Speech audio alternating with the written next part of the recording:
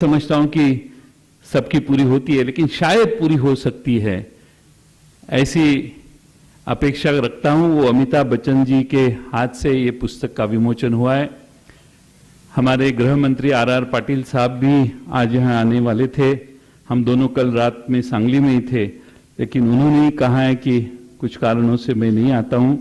मेरी भी शुभकामनाएं सत्यपाल जी को दी जाए। मुझे लगता है कि गृह खाते में पुलिस डिपार्टमेंट में रहते हुए ऐसे विचार रखना और पुस्तक स्वरूप से लोगों के सामने रखना और इतनी कॉन्फिडेंस से लोगों के सामने बातचीत करना, इसके लिए कैरेक्टर बहुत क्लीन लगता है। और सत्यपाल जी वो कैरेक्टर क्लीन आप में है, इसीलिए तलाश इंसान की ये मार्गदर्शन आपके बहुत लोग पढ़ेंगे, ऐसा विश्वास रखता हूं। सोहेल लोखंडवाला जी और सारे उनके साथियों का आभार व्यक्त करता हूं और मेरे 2 शब्द पूरे करता हूं।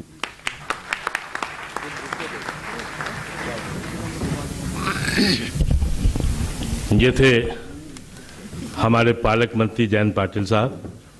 मैं जयंत पाटिल साहब को बताना चाहता हूं, पाटिल साहब, कि इंसान इतना बुरा नहीं होता जितना आधार कार्ड या पैन कार्ड की तस्वीर में नजर आता है, और उतना अच्छा भी नहीं होता जितना फेसबुक और व्हाट्सएप पे नजर आता है।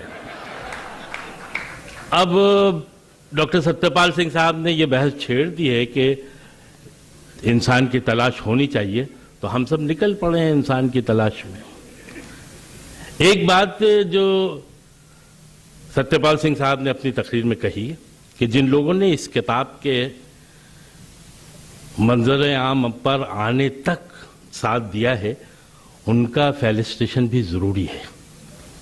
बहुत कम समय में कुछ ऐसे लोग जिन्होंने इस किताब को शाया करने की तहरीक दी, और कुछ ऐसे लोग जिन्होंने इसका तर्जुमा किया, कुछ ऐसे लोग जिन्होंने इस प्रोग्राम को तरतीब देने के लिए अपनी गिराकत खजाम दी, ऐसे कुछ लोगों के नाम मैं जल्दी जल्दी लेता जाऊंगा। मेरी बच्चन जी से गुजारिश है, आपके पास समय बहुत कम है, लेकिन साहब जितना समय आपके पास है वो हमारे लिए बड़ा कीमती है। आपकी तकरीर से पहले हम ये सिलसिला खत्म करना चाहते हैं। मैं बच्चन जी से गुजारिश करूंगा और जयंत पाटिल साहब से कि आप अपने हाथों से सबसे पहले प्रिंसिपल मोहम्मद सोहेल लोखंडवाला साहब की खिदमत में ये गुलाहे अकीदत पेश करें। जोरदार तालियों से इस्तकबाल होना चाहिए इस फेलिसिटेशन का। ये बॉम्बे पुलिस की जानिब से किया जा रहा है, इसमें हमारे फेडरेशन का कोई रोल नहीं है। इसके बाद मैं सैयद जमशेद अली साहब से गुजारिश करूंगा आए। जमशेद भाई ने इस प्रोग्राम में जितनी ज़ाती दिलचस्पी ली है वो यकीनन लायक सताइश है। तशरीफ लाएं जमशेद भाई प्लीज।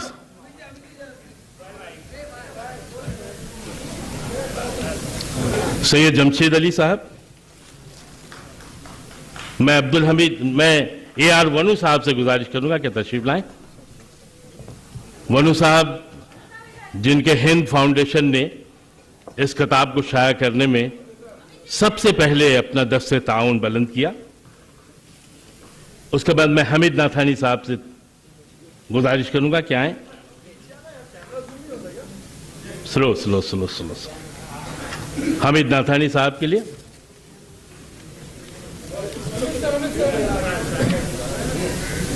जावेद साहब जानते हैं, फिर भी मैं ये बात बताना चाहता हूं कि बंबई से एक बच्चों का रिसाला निकलता है गुलबुटे, उसके एडिटर जिन्होंने इस किताब को छापा है, मैं उनसे गुजारिश कर रहा हूं कि वो तशरीफ लाएं। फारूक सैयद साहब,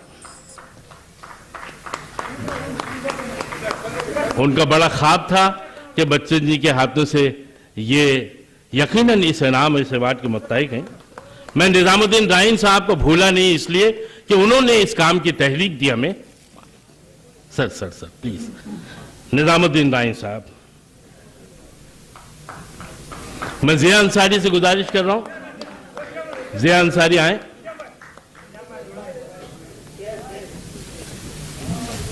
जिया अंसारी के लिए प्लीज, जिया अंसारी के लिए दो।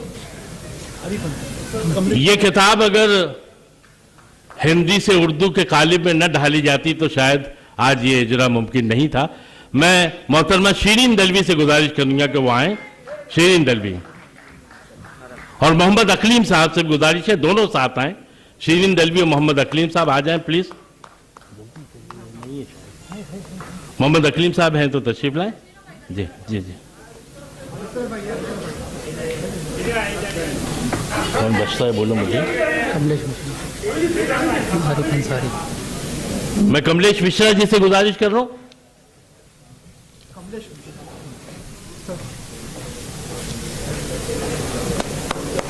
कोई बात नहीं, जल्दी बताओ। आरिफ अंसारी। आरिफ अंसारी से मेरी गुजारिश है, हमारे नौजवान साथी। इस प्रोग्राम की खूबसूरत निजामत के लिए और इस पूरे प्रोग्राम को तरतीब देने में जिस शख्सियत का नाम है वो डॉक्टर कासिम इमाम। जोरदार तालियों से मैं बच्चन साहब से गुजारिश करता हूं कि डॉक्टर कासिम इमाम का इस्तकबाल करें। आप ही की वजह से ये पूरा प्रोग्राम बहुत खूबसूरत तरीके से और बहुत अच्छे अंदाज में आप तक पहुंचा। जोरदार तालियों से डॉक्टर कासिम इमाम का इस्तकबाल करें।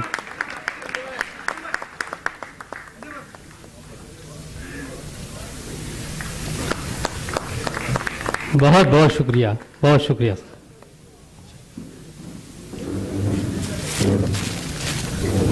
मोहब्बतों का एक अजीब आलम।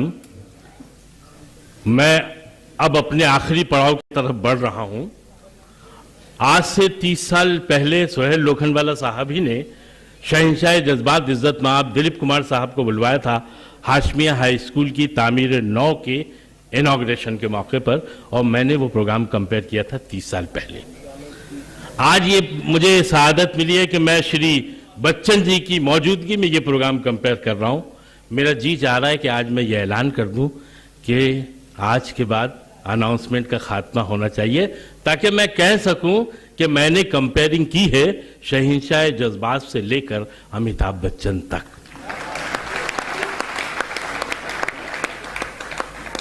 मैंने एक छोटी सी बात पहले की थी कि एक तख्लीक का एक बड़ा अजीब रिश्ता जावेद साहब में और बच्चन जी में है। मैं अब बताने जा रहा हूं कि वो रिश्ता ये है कि जावेद साहब ने एक सितम रसीदा माँ का किरदार पेंट किया था जो बहुत मशहूर हुआ था, और उसी माँ के ताल्लुक से इस जालिम समाज से इंतकाम लेने वाला वो सरकश और बाकी नौजवान जो आज तक हिंदुस्तानी सिनेमा पर पूरी तरह छाया हुआ है, वो किरदार भी जावेद साहब ही का लिखा हुआ था। खुशी की बात है कि दोनों महान लोग इस वक्त हमारे साथ हैं। मैं जावेद साहब का भी शुक्रगुजार हूं। और साहब, आपके बारे में क्या कहना। वो कहते हैं कि तेरे होते हुए महफिल में जलाते हैं चिराग, लोग क्या सादा हैं, सूरज को दिखाते हैं चिराग। यहां आकर सारे जज्बे खत्म हो जाते हैं। मोहब्बत की ये वो पायदान है जहां कुछ कहा नहीं जा सकता। आप हमारी बद में पहली बार तशरीफ लाए, हम तो साथ हिंदुस्तानी के ज़माने में ही आपसे करीब हो गए थे। आपको यहाँ आने में 40 साल लगे हैं साहब। इस उर्दू की बज़ में बहुत इंतज़ार करवाया आपने, अब बर्दाश्त नहीं होता। हम हिंदुस्तानी सिनेमा के 100 साल मना रहे हैं, और यकीन जानिए कि इन 100 सालों में 40 साल आपके नाम मंसूब हैं। आज इसी 40 साल का जश्न भी हम मनाएंगे, और वो 70 साल का जश्न भी जो 3 दिन पहले हमने इनकी सालगिरह के मौके पर अमल किया था। मैं आखिरी बात कह के विदा लूंगा। कहते हैं कि 100 चांद भी चमकेंगे तो क्या बात बनेगी, 100 चांद भी चमकेंगे तो क्या बात बनेगी, तुम आओ तो इस रात की औकात बनेगी। श्री बच्चन जी।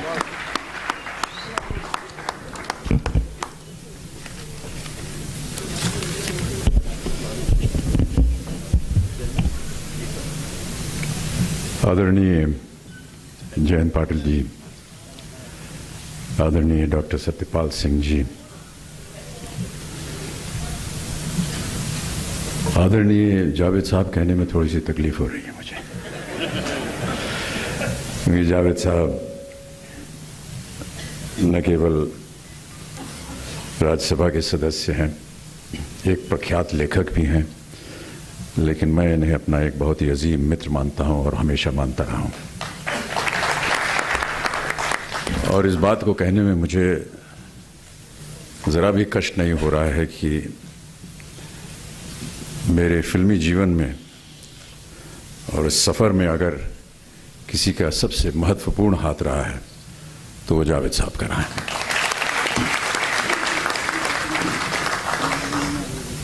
मंच पर उपस्थित सभी अतिथिगण, देवियों और सज्जनों, मुंबई पुलिस और माइनॉरिटीज़ एजुकेशन फाउंडेशन को अपना मैं आभार प्रकट करता हूं कि उन्होंने मुझे आज यहाँ आमंत्रित किया और अवसर दिया कि तलाश इंसान की पुस्तक और उसके लेखक डॉक्टर सतपाल सिंह जी के बारे में अपने विचार व्यक्त कर सकूं। इससे पहले कि मैं उस ओर जाऊं, मैं कहना चाहूँगा कि मैं मुंबई पुलिस को और डॉक्टर सतपाल सिंह जी को धन्यवाद देना चाहता हूं कि उन्होंने मुझे इस लायक समझा कि मेरी उपस्थिति आज यहाँ हो।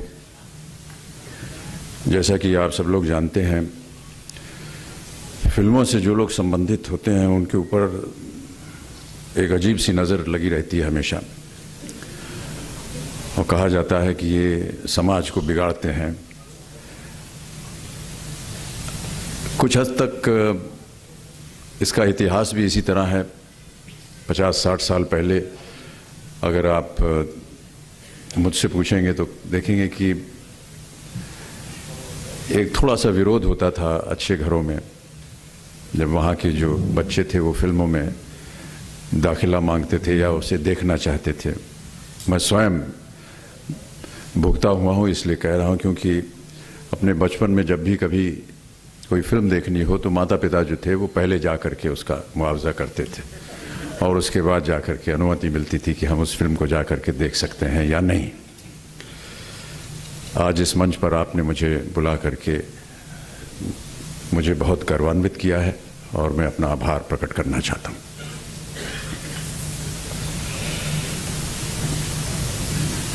राह चलते से ही खुलेगी, सबके अंतर में एक ज्योति है, उसे जगाए रखना है, फिर उस लौ में जीवन को लगाए चले चलना है। चलता जा, राह का अंत न नाप राही, तुझे तो चलना ही चलना है। प्रस्तुत पंक्तियों की सार्थकता और उसका संपूर्ण निर्वाह यदि देखना व परखना हो तो उसका एक श्रेष्ठ उदाहरण है डॉक्टर सतपाल सिंह और उन्हीं के हाथों की रचित उनकी अनुपम कृति तलाश इंसान की। वैदिक युग से लेकर के वैज्ञानिक युग तक, सूरज से लेकर सागर तक व धरती से लेकर अंबर तक की व्याख्या एक निर्भीक व संवेदनशील पुलिस अधिकारी की कलम से बहुत ही सहजता से बह चली है। प्रस्तुत कृति 4 तरह के भावों के विचारों की अभिव्यक्त इस तरह करती है जैसे जीवन के 4 पुरुषार्थ। प्रथम खंड जो है रास्ते की तलाश की यात्रा, अंधेरे से उजाले तक की यात्रा है। इस यात्रा में लेखक सत्यपाल जी पाठकों से साक्षात करते हुए पूछते हैं कि चलते रहो, चलते रहो, चलने से ही मधु मिलता है। पर दोस्तों, चलते तो सभी हैं, फिर दुनिया में अंतर क्यों, दुख और अशांति क्यों, मार काट और दंगे क्यों? और ये पाठकों के सामने बहुत से प्रश्न चिन्ह छोड़ जाता है और उसे विवश करता है कि यह सोचने पर कि अर्थपूर्ण जीवन उन मूल्यों में है जिनको शायद हमने बिसार दिया है। लेखक सत्यपाल जी ने बड़ी सहजता से वेद, दर्शन, उपनिषद व भगवत गीता के संदेश को अपनी इन पंक्तियों में समेट लिया है कि जिसने मृत्यु को जान लिया, जिसने मृत्यु को जान लिया उसी ने जीवन को समझा, जिसने मौत को याद रखा उसी ने जिंदगी जीने की अदा जानी। वैदिक धर्म के साथ साथ सतपाल जी